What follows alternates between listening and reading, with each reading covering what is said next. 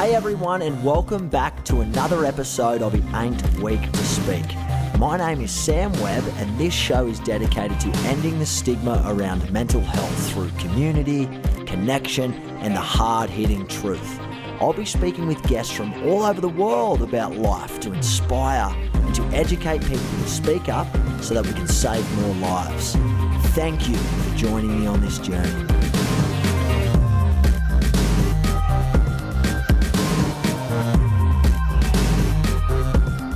Welcome, Mr.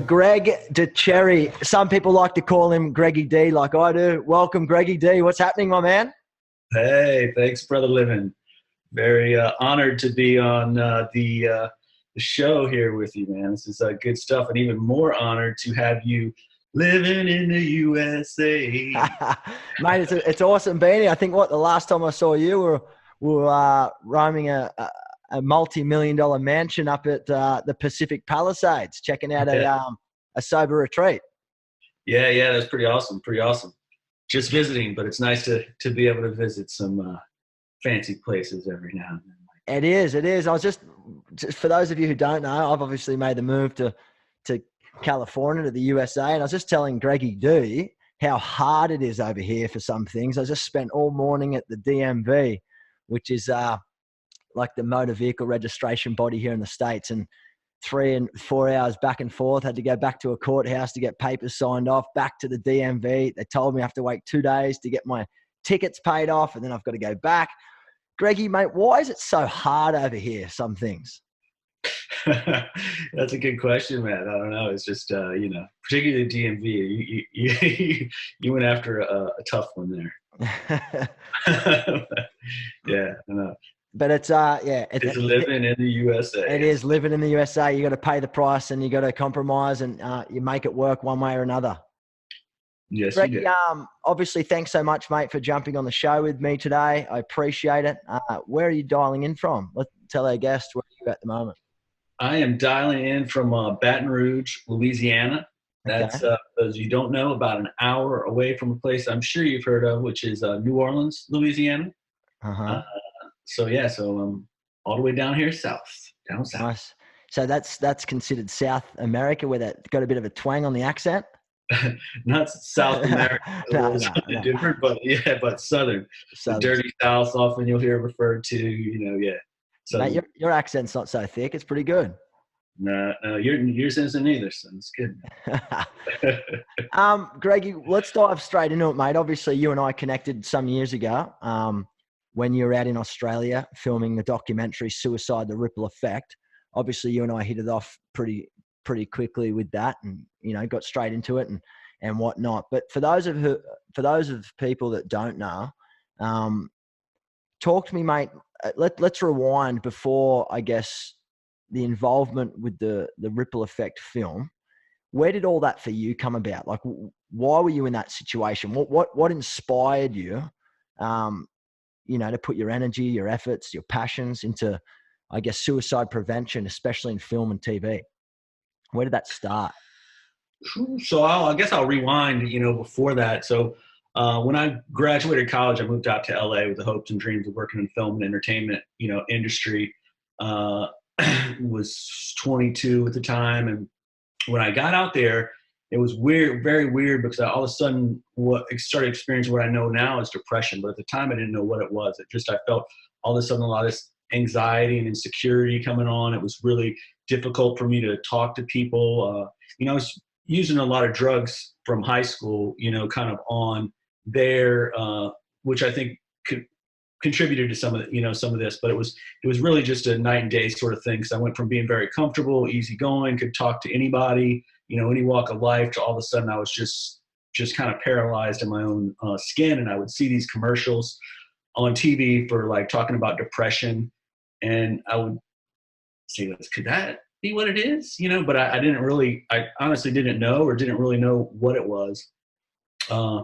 Was working on a variety of different film projects, having some, pretty good success, and started working on one of my own projects, kind of like guerrilla, low budget stuff, and was doing a music video for this Christian hip hop group, and basically started to kind of trip out. Like I started hearing kind of messages and, you know, in music, you know, kind of that's, you know, I bet you think this song is about you sort of thing, like where it's like, you know, but hearing that kind of a lot, a lot. And I was sleeping less and less with doing this video because I was doing everything myself. It was real professional level video, but doing it on the cheap, and didn't sleep a couple nights, then worked this MTV gig and some stuff went down with that, and then didn't sleep another night. And basically, long story short of it, I ended up waking up one morning. Well, so forgetting a little of the gritty of it. So I came home from what's called telecinning process, where back in the day, if you shot on film, and then you had to go to a place where they transferred the film to video. So in order to get it done cheap, I did it overnight, you know, at the place. We got it done on the cheap. But then it was another night of not sleeping. But I watched all the footage and it was amazing. And I came home and me and my girlfriend were kind of arguing or whatnot at the time. And we had a little apartment in Hollywood, and I went and I freaking,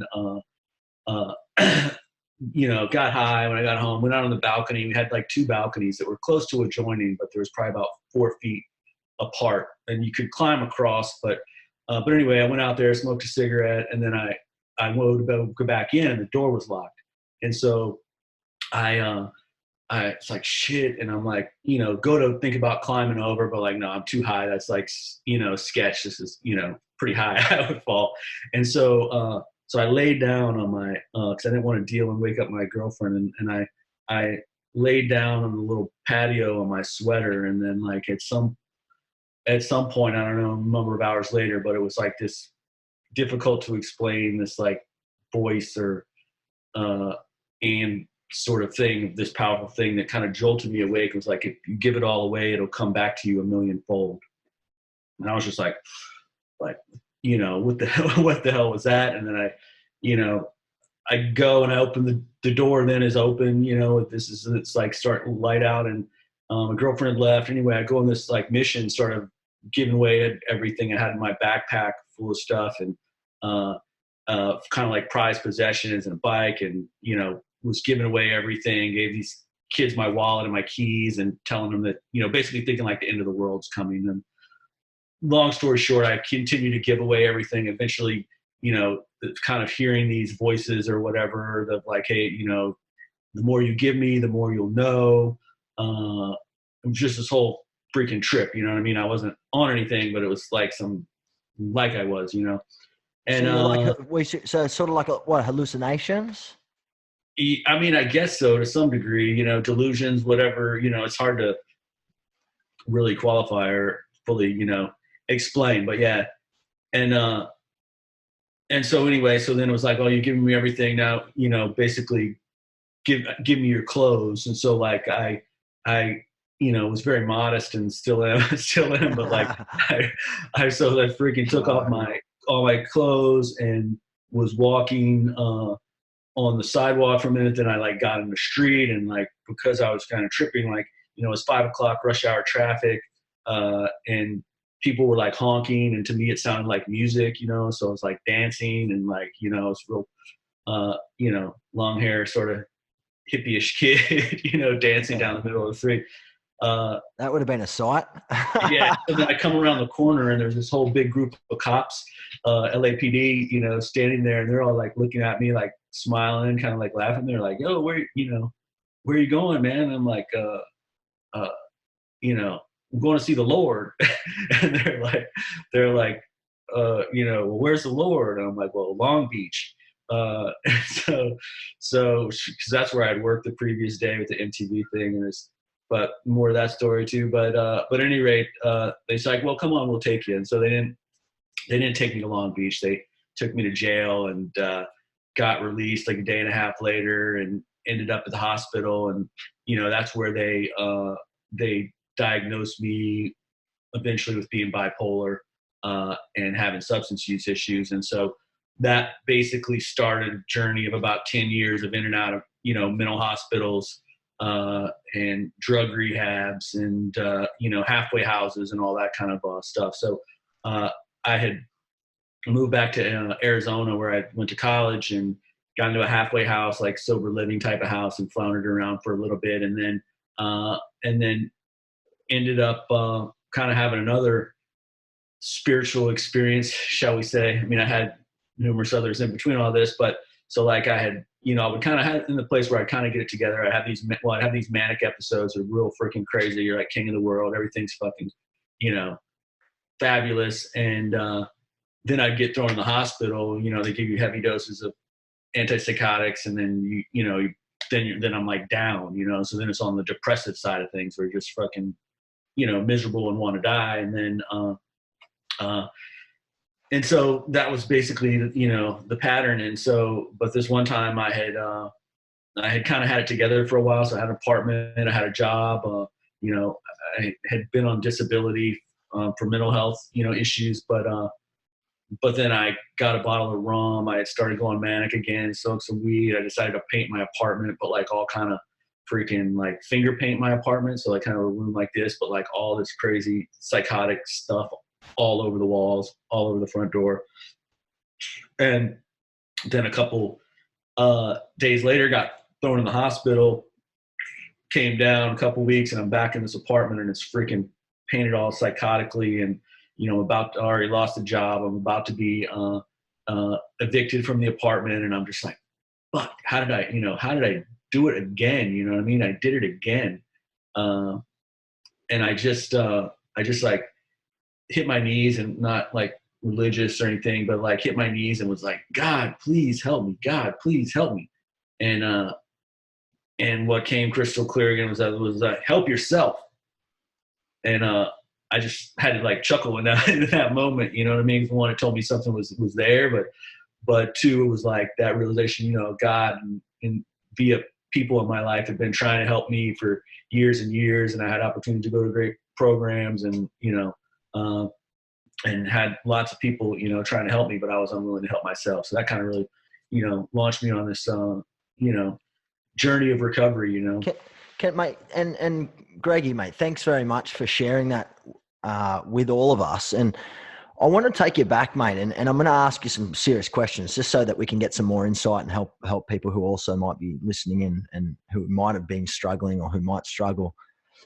The moment you were hospitalized and told that, I guess, diagnosed with, you said, bipolar disorder, what did that feel like to you when you were actually told and you were diagnosed? You were told you were diagnosed with bipolar disorder. How did that make you feel, especially after all of the years of not really understanding how you felt and seeing adverts on TV and commercials and questioning, was that me, and not really sure of what was happening in your life? Like, how did that feel for you, Greg?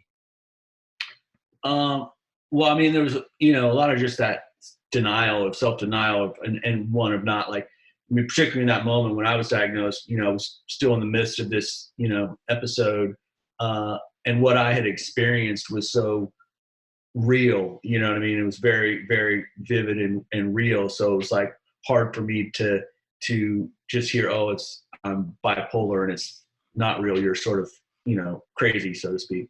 So it was like basically, years long process of basically coming to grips with that, and the fact that, as I still believe some of that stuff was real. There's some levels of, realities to some of that, but there's also the reality that, I have a mental health issue and it manifested itself that needs, for me personally, needs medication, you know what I mean? And needs a variety of things that I need to do to take care of myself, including being sober and not using drugs and alcohol. And so it was just, trial and error, you know what I mean? And so that was kind of like a lot of that trial and error was ended me up, in hospitals, strapped down to, different things, or in jail or whatnot. And then finally it's getting to that place of like, okay, well, if, I keep doing this, I'm going to keep, being locked up or losing my freedom or not being able to take care of myself, hurting people that I love and things like that. So,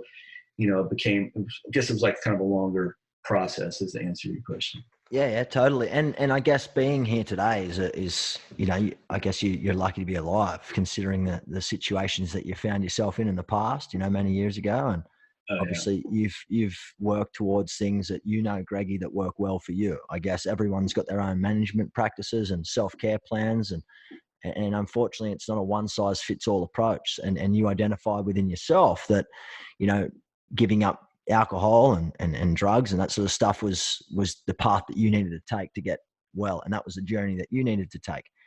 I guess with bipolar, and for those people that don't know too much about that, you mentioned earlier you had, you know, highly manic episodes where you thought you could take on the world and, you know, life was amazing. And then you had these depressive episodes where you really didn't want to live anymore.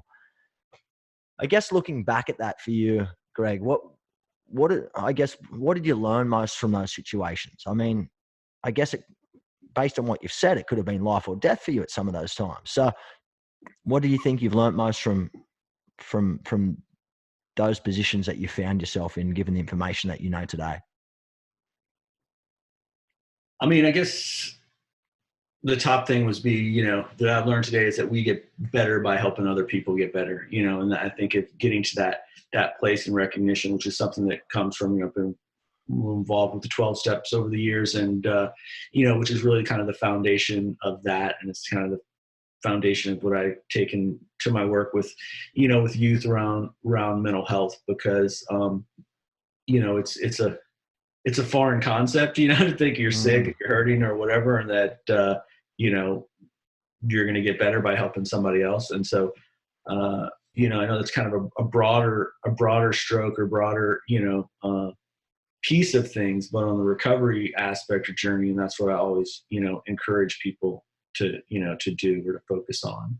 And ever since I've met you, I mean, I know that you've been helping people ever since I've met you, and you've been involved in suicide prevention programs for teens and rolling programs out across the United States in particular. What have you, I guess, learned amongst, you know, teens in particular? Like, given that you were in your early 20s when you were going through your struggles, what have you found dealing with teens and the differences or maybe the similarities to what you're dealing with even today, or what you dealt with in your 20s when you were back in LA? Yeah, man. I mean, it's really devastating what young people are facing, you know what I mean? And so we know, you know, the massive, issue that suicide is, you know, across the boards, but with young people particularly, but even outside of that, just the amount of young people that just feel absolutely hopeless, like they have no purpose and that they want, you know, they want to die. But just even the amount of young people that will never get close to suicide, but are just, you know, miserable and dealing with so much trauma and different sorts of things like that. So I think, you know, it's finding that a little bit of that purpose. And again, that kind of can go back to the, you know, of utilizing your pain or your experience to help other people in some way or some form or fashion that can look different for different people, because a lot of this stuff that you or we deal with, it'll eat us up and tear us apart, and does for most people if we don't share it. Yeah, true, to a certain degree. And I want to challenge you on that. I think for a lot of people, we sit here and we say, especially I've done it before in the past too, is like, what's your purpose? It took me 25 years to find what I was, you know, deemed to do and my purpose in life and my passions. But that came after tragedy. And unfortunately, not everybody has the strength nor the foresight to see sometimes through struggles, you have to turn that into something positive in order to find your purpose. And not everyone is able to do that. So how do you find your purpose if you don't feel like you're not living for anything? It's something that I get asked all the time. You know, I'm lost, or I'm doing something I don't really enjoy. I feel like I'm just going, you know, rolling with the punches, so to speak. There's nothing that's really exciting. So how do you find your purpose? How would you encourage someone that's young to find their purpose? Because you could be trying to find your purpose your whole life. Yeah, and I think most people are, you know what I mean? And so I think one, I guess, put it in a way that maybe we're not having to think of there just be the purpose that everyone is necessarily gonna have, but like, you know, basically I think breaking it down and maybe simplifying it of just things that make you happy or bring you joy, you know what I mean? So if that's freaking writing or, you know, running or going to the library or gardening or things like that you can be, you know, be of joy. But I think also I always, you know, encourage people again, just bringing it back to the helping others or being a service, the more you can get out of yourself and help other people, you know, in some form or fashion, whether it's volunteering at a school or for a youth program or, you know, wherever, it can help you find your purpose in that. You know, it can help you find joy in that. So I think that's a little bit of it, you know? Yeah. And I totally, mate, I'm all for it. And I think that topic in particular, finding your purpose, is so powerful, and it's so common. It's so strong. I think if there was a grand plan that people could implement every day, we'd live in a happier world. But unfortunately, there isn't. And something that I think, you know, I encourage people to do who feel lost is, you know, try something new. Step out of your comfort zone. Push yourself to limits and places that you've never really been before. And I think that allows you to try new things that you probably would never have tried before. And it allows you to see if you like it or not. And it's great, you know, do things that make you feel happy, or do things that might serve others, which might serve yourself. And Greggy, you're a perfect example. I mean, 22 years of age, you had this goal and this drive and this desire to work in the film and entertainment business, or the show business, as everybody calls it out here in LA. And you're still doing it to this day. You're still chasing and pursuing your purpose, and you're working towards that. But I guess with the chain of events that have happened in your life, now you're using your experiences and your passions to help people in the film and TV world, which I find absolutely inspirational. And I go, we should be doing something together, because this is both of our passions. We both in mental health. We've both had our own mental health struggles, and we both love film and TV. And you're doing it, man. Like, that's how I met you. I met you filming Suicide: The Ripple Effect. Yeah. Well, I mean, I think it's going in between. It wasn't, you know, it wasn't really a path I chose. You know what I mean? It was a path I was put on. So there were many years. Basically, that whole idea and goal of working in film was shattered. You know, so like particularly my first few episodes, I'd go back to working on film, and when I work on a film project, I'd get all excited and amped up, and then I wouldn't sleep, and then boom, you know, like, I mean, my second one, I was doing this thing on the heroin prevention film with members of the Sublime band on Bradley Knoll, who lost his life, and, you know, flipped out towards the end of that in the editing process. And eventually I just had to give up, you know, the film career, and I didn't think it was possible at all. You know, I mean, I was in a very hopeless state, often suicidal, and you know, on disability, you know, mental health disability, like I mentioned, and found out about peer support, you know, and went through this peer support training program, just looking for like a part-time gig, you know, part-time job to supplement my disability. And then just kind of ended up running that peer training program a short time later, and then got working in the mental health field. And I've been at the same spot. We created a youth program for the company that I work for, which I've been doing for like 12 years now. And awesome work. It goes back to that. It goes back to the, you know, what we were saying, because it's all around giving young people opportunities, you know, because like, it's fine and dandy to say, like you were mentioning, kind of find your purpose or do what you do. But if there's no opportunities that can be a tool to helping young people do that, they're not going to freaking do that on their, you know what I mean? And they'll never know, right? Right. And so it's giving them the opportunities, which is exactly what you're doing.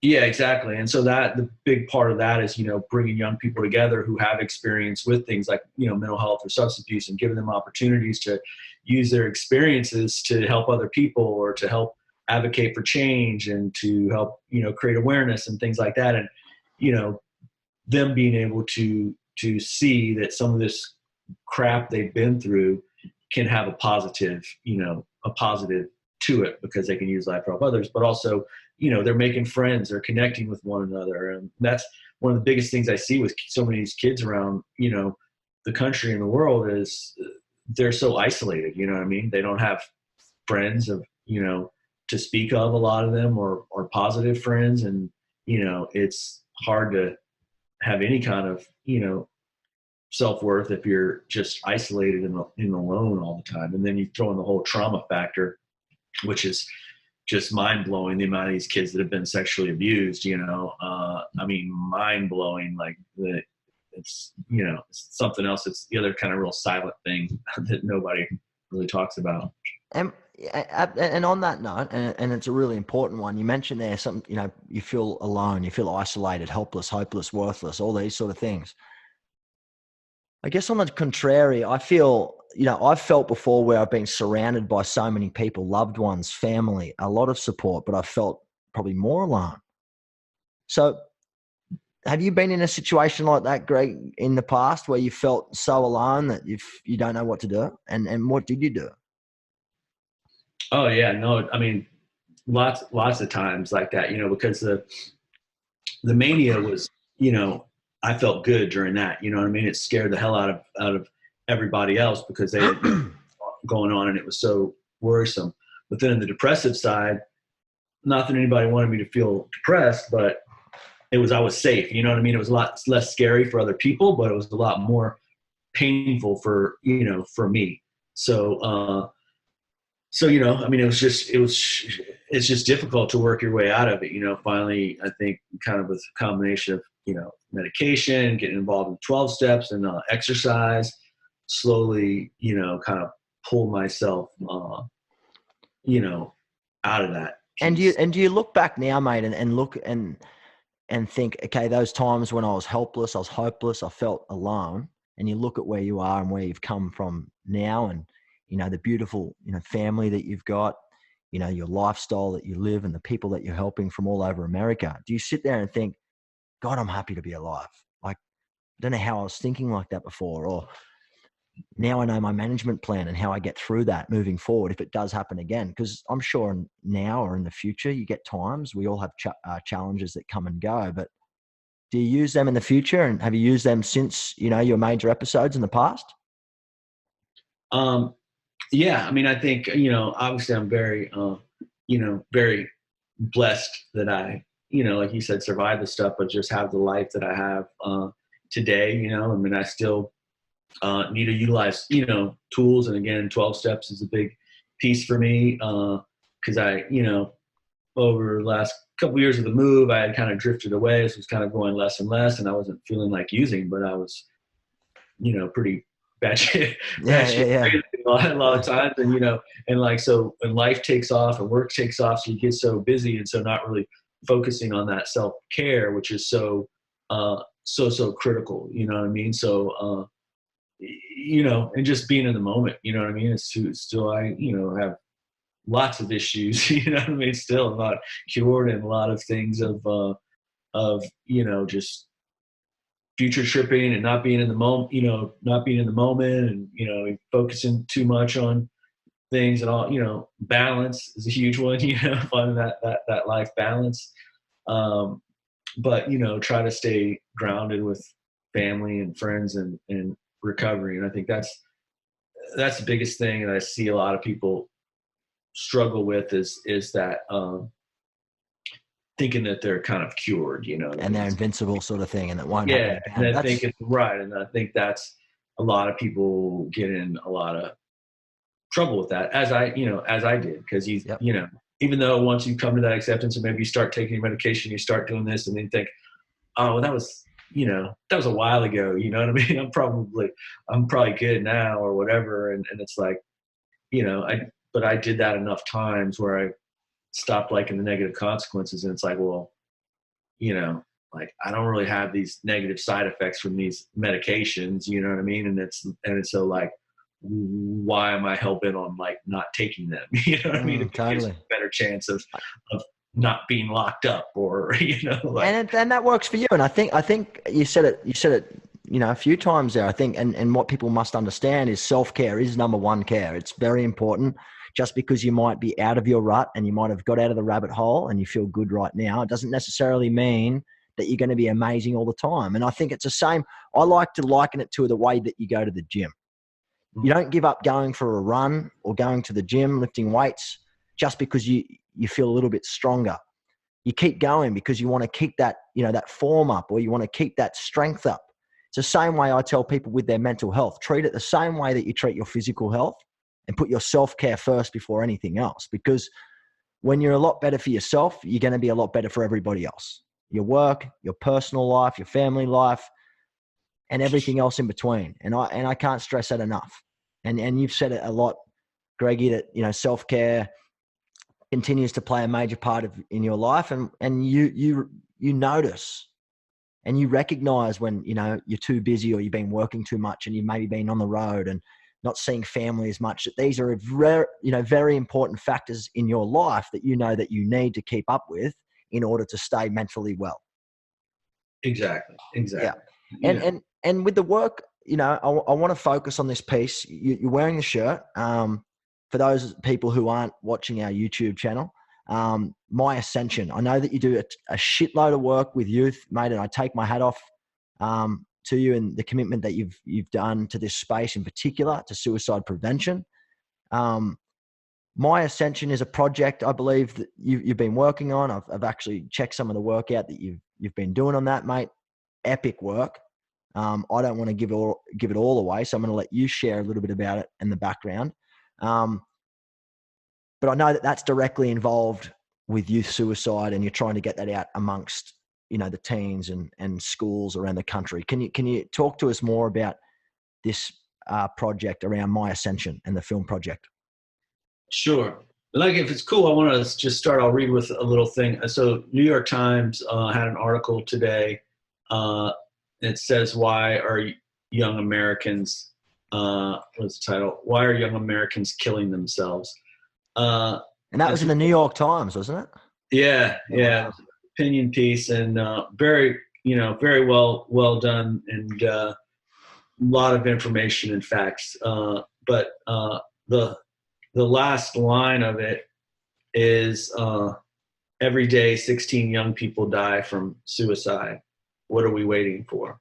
And I did a little comment, which I just brief. I'll read it to you, but like, so kind of leads into the film thing. But so awesome. This is my comment, but awesome article. One correction: there are actually 18 young people dying in the United States every day by suicide. According to the National Institute of Mental Health in 2017, which is the most recent numbers, 6,769 young people under the age of 24 died by suicide. That's 18.5 kids a day. That's the equivalent of losing the entire student bodies of 9 high schools every year. In the last 20 years, there have been about 200 youth deaths related to school shootings. Tragic, of course, and deserving of attention, but I would love for someone to do an analysis of the amount of TV airtime and other press coverage focused on school shootings compared to coverage given to youth suicide. No doubt that the results would be extremely disturbing, particularly considering that in the same 20-year period, we lost approximately 130,000 young people in the U.S. to suicide, the silent epidemic. So, I mean, that's when you really like look at it, at the freaking actual numbers. I mean, that's like mind blowing. You know what I mean? And it's just crazy, the attention that goes to certain things. You know what I mean? And like, I mean, how much do you hear, you know, about school mass shootings and stuff like that, which are horrific. Don't get me wrong, and something to be true. But I think because it's more, you know, easily dramatized or whatever, sensational, it gets tons and tons and tons and tons of, you know, of coverage. But like suicide is, you know, nothing. It's like, it's silenced every once in a while. I mean, you know, somebody will write an article, or maybe, you know, a couple times a year, there'll be somebody on a TV show, or if, you know, a big celebrity dies, then we'll have a rash of, you know, a little burst. But like, nobody is talking about specifically, you know, in general, but specifically with young people. And that's like, I think, you know, and there really needs to be like messaging and attention to it, because, you know, people kind of tiptoe around it. And then you got, you know, like I just a few days ago, was looking at like suicide prevention, youth suicide prevention videos or something I Googled. There's freaking next to nothing. You know what I mean? There's like some suicide, the ripple effect, you know, stuff, grateful for, but there's really very, very little out there. And I think a large reason of that is people are so fearful, even within the community, to put anything out or to do anything, or, you know, or they're going to be, you know, hating essentially on anybody that puts anything out. And, you know, I mean, obviously there's lots of issues with that, and there needs to be care and caution and whatnot. But I mean, we need to like get into some serious action around it. Yeah, I believe so too, man. I feel like, especially with the work that gets done back in Australia and now seeing, the work that's getting done here in the States, I feel like awareness is amazing. There's a lot of great organizations out there that are doing great things when it comes to raising awareness for mental health and suicide prevention. But now it's time we really do need to take action. Those numbers are mind-boggling. I sit here and I've just listened to that. The amount of high schools that we're losing per year. That's just in the US. That's not even Australia. I know, it's scary. And 6,700 people per year, and that's the ones that are accounted for. Which is this is scary. It's obvious that something needs to be addressed. I believe that it is a top priority from what I'm hearing in the Trump administration. But we need to start seeing this happen now. We need to start seeing actionable steps taken in order to address this concern, both on an international basis and a national basis. And Greggy, you're already doing a lot of work in the space, especially with shining a light on suicide prevention and letting people know what this is about, so that we can educate more people to be aware, so that they can take the necessary steps to change. And that's what utilizing the film idea around My Ascension and the suicide, the ripple effect was aimed at. So what's the main goal here with My Ascension? What's your main purpose and goal with it? What are we trying to achieve? Basically to kind of create some awareness and, be a piece of the puzzle, and hopefully, moving some stuff along, sparking some conversations, sparking some action, hopefully, changing some lives, saving some lives, getting some people some hope. But yeah, so My Ascension, I had connected with the main subject. Her name is Emma Benoit, in the lead up to the premiere of Suicide, the Ripple Effect here in Baton Rouge. And my sister had connected me with her, and she was 16 at the time, cheerleader, lots of friends, great family, and nobody had any idea she was struggling. And then one day she got her dad's 9mm out of the closet and shot herself, and as a result is paralyzed. And so the story kind of follows her journey and her quest to walk again and get better, but also in kind of her change and her finding purpose, with through this, and using her experience to help others, and also deals with some other families and friends and people she was connected with who young people who didn't make it, and seeing their families and their friends in the aftermath of that. And then also working to bring this program to Louisiana, which is called Hope Squad, which is a peer-to-peer school-based suicide prevention program that's based out of Utah. Yeah, that's the first of its kind, isn't it, in the States? That student. I think there's a couple of others maybe similar, but it's one of the early ones, and I think really great program in getting young people involved. And with that, it's basically like they train young people in suicide prevention, and they're basically nominated by the peers in their schools, and so they're designed to kind of be the eyes and ears as far as like if they see a kid struggling or even like eating alone or whatever, they can reach out. And so they're like a champion. They're like a mental health. They're not like counselors. Somebody's struggling, they connect with the counselors and connect them with resources. But what's been found is young people oftentimes might not go to an adult. They might not go to a parent. They might not even go to one of their good friends. But if there's like a peer, in school or somebody they can go to, they're much more likely. So, it's a great deal. And I think it's kind of multi-faceted. Like you said, that, there's got to be no wrong door, and so to speak, and a lot of different approaches, and things that work. And so I think there's need for lots of different aspects, from the government aspect to for there being funding and that sort of thing, to to nonprofits and suicide prevention organizations that are more like formal organizations that are doing great work here in places in Australia.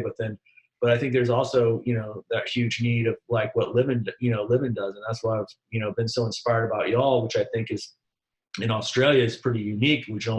I don't think we really have here, at least not to the level, but as of people, young people who are really impacted by the issue, who are passionate and are out there just on the grind doing great things, and there's, Maddie Runnels and, living and mindfulness and, Higgsy, and then, I mean, Joe Williams. I mean, it's just, there's like a good core of people. And I think if we can get more of that here in the US and around that are really, that are just got grassroots components, because that's really what's going to reach the young people. I mean, at the end of the day, they're not, I mean, I hope a lot of young people see the documentary and get, moved or changed, but reality is, a lot of young people aren't going to sit down and watch, a documentary or whatever. A lot do aren't. But so maybe, things like we're doing together, things like this, doing different kind of content, because I think that's what it's really going to Absolutely, take. man. And it needs to be relatable and has to resonate with young people also.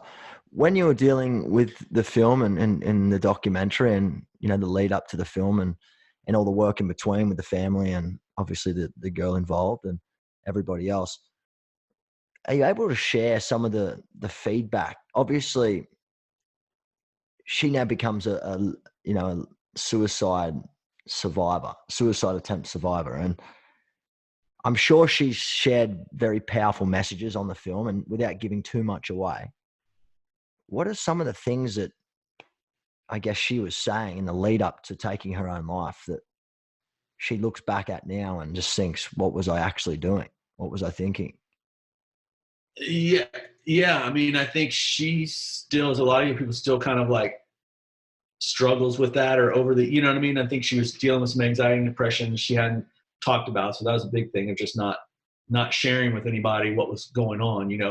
Her big thing was she didn't want people to think she was weak, So she thought she was a burden as well and didn't want people to think that she was perceived as weak.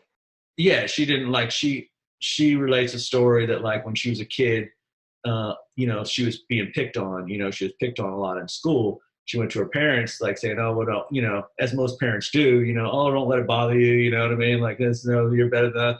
So she kind of internalized that as, okay, well, she's not going to say anything when she's, you know what I mean? She's kind of like, don't let them, show them it bothers you. Don't show them that it's weak. So then she internalized that to like, oh, well, if I'm hurting, I'm not supposed to, I don't want anybody to see that I'm weak. Wow. So that was a big one. And then another thing that came up also with a young woman in the film who died by suicide is academic pressure. Kids like place a lot of pressure on themselves. It's, often, just perpetuated by the society and schools and everything else who have good intentions, but then these kids internalize it. And so like, oh, if I if I make a B, I'm a bad student. I'm going to be a failure. I'm not going to go to college. I'm going to drop out, so there's like all those kind of things. And then, there's definitely the social media component of wanting to be perfect, things like that. And living up to false expectations of what we see on social media. Yeah. And then a lot, she describes it as just like moment of crisis. You know what I mean? That it's like, it's, for her, it wasn't like a long time planned sort of thing. It was more of, it was just that boom, that moment of crisis. And then it's like, same with like, what Kevin Hines talks about from Rich, as soon as she did it, it's like, instantly, oh hell, what did I do? I don't want to die. Wow. And so how can we, for anyone that's listening right now and people who do dial and listen into this or watch it on YouTube, how can we, and what can we say to them if they're struggling right now and suicide in their mind is a real option? What can we say to them right now, Greg, as a team that's going to help them live? I mean, I guess we just tell somebody, you know what I mean? Talk to somebody is biggest thing, you know what I mean? There's lots of people struggle, I mean, everybody struggles in some form or fashion, but a lot of the people that you might see that have all together, are likely struggling as well in some form or fashion or have. And they, have had the courage or, to reach out to somebody and ask for help or at least tell them what's going on, So, I mean, I think I think that's key, but I also think everybody's got their own struggles. So we should never downplay our struggles and compare them to somebody else's struggles, because Sure. they're all very relative. Your problem's your problem, my problem's my problem. I should never sit here and try and justify mine is any less or more important than yours. I shouldn't sit here and say I'm not going to seek help because mine's only minor. I believe everyone's problems are justifiable, and you need to own them wholeheartedly. And I believe that, you know, there are a lot of people, and everybody wants to help. But sometimes, especially with mental health challenges and mental illnesses and mental health problems, people don't see, and they don't know the warning signs because they're uneducated. So that's why we encourage people to speak up and seek help, because it might be in a couple of weeks from now, it might be in a month or a year from now. Like you and like we look back and we think, wow, I'm so lucky to be alive.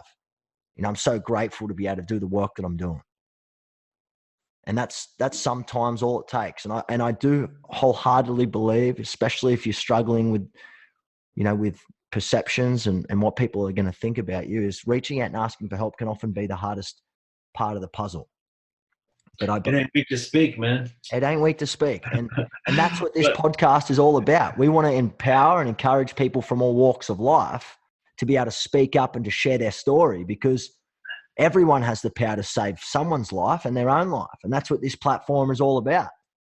yeah, and I think you brought up a great point. It's worth hitting on again, but you know, it doesn't matter what the outside looks like. Because a lot of times in my own life, you know, the way I was feeling inside, but then I would say, well, God, I'm depressed and things, and I have this, I have a place to live in, I have a family, and I have this, you know what I mean? And then it would just internalize it and make it worse, even worse. So it's not, you know, a matter of what things look like on the outside or whatnot, you know, because you can have everything great on the outside, but still be hurting on the inside. And don't try to, like you said, compare yourself to other people. Just speak of, you know, what's on your heart and what's on your, you know, what's on your mind. Very important, man. It's very important, because it honestly could be the difference between saving your own life and losing a life. Like that is how serious this is. And especially with young people, I've mentioned, it's the work that we do. As young people, you're more inclined to make impulsive split decisions that you would later regret. I've made a lot of decisions in my life, especially when I was young, that I would always regret the next day. And I'm lucky to live on to tell my stories. But for some people, they don't get a second chance. Now, my Ascension's a great platform to share somebody's story who got a chance at life again. And unfortunately, for a lot of people, they don't get another chance to live. So what can we take away from these experiences so that we can educate young people and we can educate the families and the parents of young people? Because I think together, and I'm sure you'd agree with me on this, Greggy, it's a team effort. It's a collective approach. We all need help at some stage in our life. And you do need to reach out and ask for help. And I will mention as well, being on this topic, all the show notes, we're going to supply a lot of resources there. So if you are a family member or you're somebody that might be struggling, or you know someone that's struggling, I'll ensure that, you know, all of the appropriate safety guidelines and helplines and everything are available there, so that you can use them and point people in the right direction, because safety is always our first priority. But where to from here, Greggy? What's the plans from here, mate? How long until the film's going to be released, and what's the goals with it? Well, so can I just touch on one other thing that you just brought up that I had Sure. up there? So you think about those, you know, those numbers, those 60, you know, just in the U.S., 6,700 young people, 130, you know, thousand in the last 20 years just in the U.S. And then you think about the fact of all those people, all those young people had parents, had, you know, friends or best friends or cousins and grandparents and teachers and coaches, and just the massive amount of people that are affected and impacted. And I think one of the reasons I think that it doesn't get as much attention as it should is people, I think, consciously or subconsciously, they think, oh, well, they just wanted to die and they died. Yeah, it's sad, but they just, you know, die. But when you think about all the other, you know, victims or unattended, you know, people impacted by it, yourself, for instance, you know what I mean? that really magnifies the massive, issue. So, I mean, just that 130,000 young people, that's probably well over, a million. I mean, they say there's research that 115 people are directly impacted. There's a funeral of a young person in the film. It's just massive. There's like 400 people that are massive, massive, massive. So if you really think about all the people who are impacted, and lives are oftentimes wrecked, for life, that's a part of the thing that really needs to be considered, and recognizing that, that there's a lot more victims, so to speak, to this totally. than just And the then, person who passes away. Yeah, totally. And the effect. And then just one last thing. So then, and just all those numbers we talked about, there's just in the U.S., like 1.3 million attempts. Like, those numbers are just people who died. There's, and majority of those are probably young people. I don't know the numbers for the specific young people, but so there's hundreds of thousands of young people that attempt. Think of the families and those young people that are, wrecked through all of that. So it's massive. So, I mean, I think, the goal with the film, like I said, is, hopefully to get it out there as much as possible.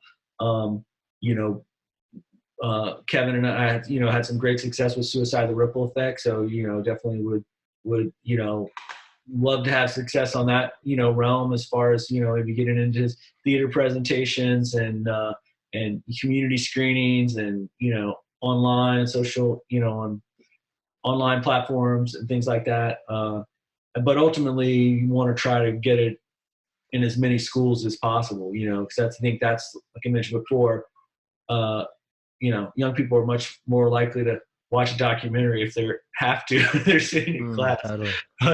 But no, so doing like a cut down, like the film's about an hour and a half, but doing like maybe a cut down version that fits kind of neatly into a school session. And so maybe followed by a program or something that you can. Yeah, exactly. Like some living program, definitely would love to, as we've kind of chatted about initially, partnering some of that so they could show the film, could come in with some programming, some motivational speakers, and some, curriculum and that sort of thing. So that kind of stuff is in the works, and it's, we're just putting the final touches on it now. Have a rough cut. We're doing some kind of informational segments, which are just finalizing. We're working on our trailer now, which should be done soon. So probably release the trailer here in the next, few weeks. I'm excited, mate. I'm excited. Yeah. From what I've seen so far, Greggy, it's a masterpiece. It's going to be a very moving film, I must say. It's very moving, and a lot of people will be, kind of shocked in a way when they watch it. But I think it's gonna help save and prompt a lot of behavioral changes for a lot of people, and get people more aware of what we're actually looking at right now. Because you and I are two people in a pond of thousands, if not millions of people that are doing great work around the world for suicide prevention.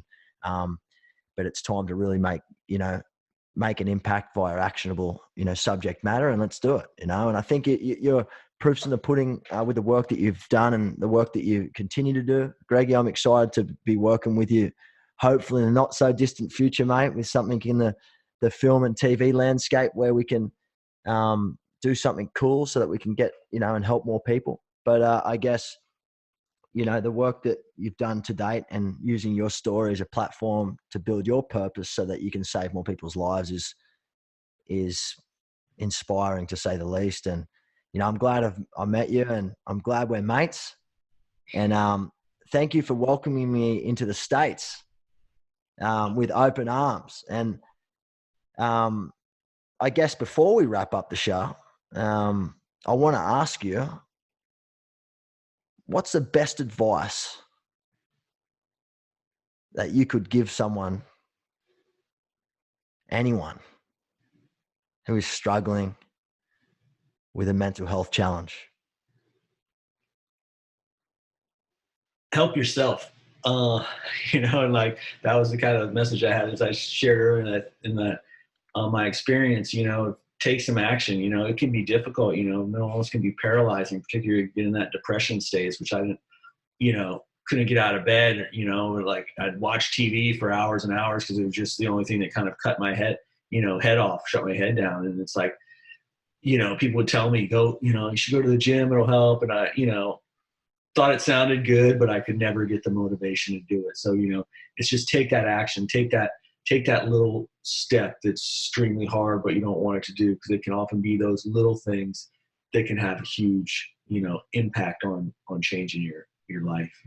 Amen. Amen to that. And I absolutely love that. And it's the baby steps that often add up to be great big steps, but they're all very relative.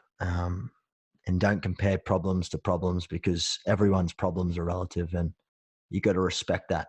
But self-care remains number one care. And Greggy, where can everybody find you, mate? If people want to get in touch with you, they want to help, support the film, they might want to roll out the film at their schools. Where can people find you, Greggy? Sure. They can find me at our film website is myascension.us. And my company, Smile Style Entertainment, website is smilestylentertainment.com. So either of those places, they can track me down, and would love for you to like both of those or either of those on the Facebook. We'll put them in the show. We'll put them in the show notes also, guys, and you guys can head directly there with the links and mission. Thanks, man. I just want to say again, I'm normally in some form or fashion rocking some type of living gear, so I appreciate y'all for not just the gear, but for all the work that you guys do, and that's what's so cool and so inspiring. And I see so much need for is people to be out there working with young people, and also that collaboration piece, because this is such a huge issue. There's so much need for work in this area. It's going to take a lot of collaboration for all of us to come together and and really rally and motivate the young people, because I think ultimately to make any serious headway with youth suicide, it's going to take youth getting involved and rising up. And so that's a piece of the film, as well as giving young people the opportunity to help their friends and help people be here. And then we can live in a better place, less trauma, more happiness, more giving. To the top, mate.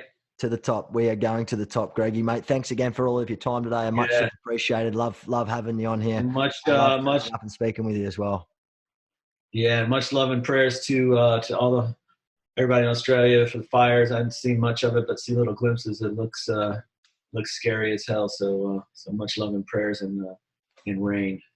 Yeah, mate. Thank you. I appreciate that. And they desperately need it out there, mate. I head back home next week, so we'll send that love, and those prayers will be on their way, no doubt. But mate, thanks again for all of your time, all of your help. Keep spreading the good love, and keep up the great work, mate. And hopefully our paths cross, sooner rather than later. Boom. Take care, brother. Peace, man. Thank you again for listening in to another episode of It Ain't Weak to Speak. Please like, share, and spread the love to as many people as you can. Let people know that you subscribe to the show. Don't forget to leave a review or a comment so that we can grow this community together, because a conversation could save a life. If you want to continue this chat, please join me on the podcast Facebook group at livin.org. I can't wait to share the next episode with you, but in the meantime, stay well, keep living, and remember, it ain't weak to speak. Thank you, and have a top day.